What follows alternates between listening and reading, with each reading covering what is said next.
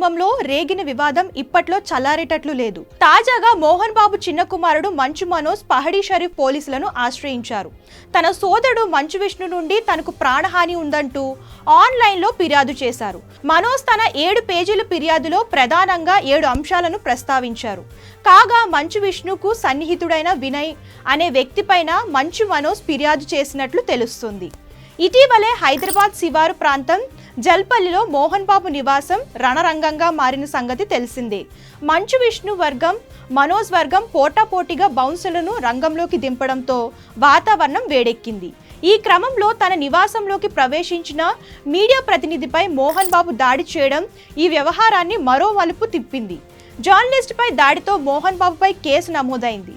అటు ఉద్రిక్తతలకు దారితీసే ఎలాంటి చర్యలకు పాల్పడవద్దంటూ మంచు విష్ణు మంచు మనోజ్లకు పోలీసులు కౌన్సిలింగ్ ఇచ్చారు. ఇంతలోనే మళ్లీ మంచు మనోజ్ పోలీసులను ఆశ్రయించడంతో ఈ వివాదానికి ఇప్పట్లో ముగింపు పడదన్న విషయం అర్థమవుతుంది.